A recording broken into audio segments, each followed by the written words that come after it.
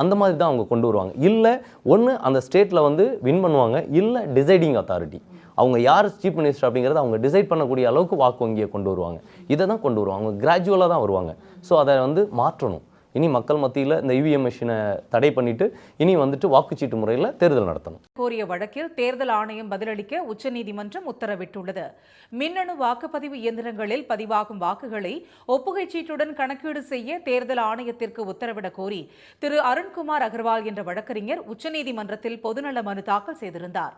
அதில் ஒரு சட்டப்பேரவை தொகுதியில் தோராயமாக 5 வாக்குப் பெட்டிகளில் மட்டுமே ஒப்புகைச் சீட்டு சரிபார்க்கப்படுவதாகவும், ஆனால் கூடுதலாக 5 முதல் 6 அதிகாரிகளை சட்டப்பேரவை தொகுதிக்கு நியமனம் செய்யும் பட்சத்தில் வாக்கு இயந்திரங்கள் அனைத்திலும் பதிவாகும் மொத்த வாக்குகளையும் ஒப்புகைச் சீட்டு இயந்திரத்துடன் சரிபார்க்க முடியும் என்பதால் அதற்கு தேர்தல் ஆணையத்திற்கு உத்தரவிட கோரியிருந்தார். இந்த மனு நீதிபதிகள் திரு B.R. கவாய் மற்றும் திரு சந்தீப் மேத்தா ஆகியோர் அடங்கிய அமர்வில் நேற்று விசாரணைக்கு வந்தது.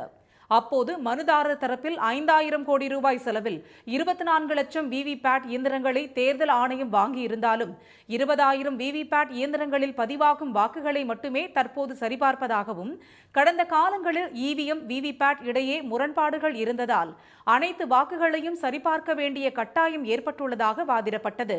இதனைத் தொடர்ந்து இம்மனு தொடர்பாக தேர்தல் ஆணையம் பதிலளிக்குமாறு நோட்டீஸ் அனுப்ப உத்தரவிட்ட நீதிபதிகள் இது தொடர்பாக நிலுவையில் உள்ள வழக்குகளுடன் பொதுநல மனுவையும் இணைத்து விசாரிப்பதாக கூறி வழக்கை ஒத்திவைத்தனர்.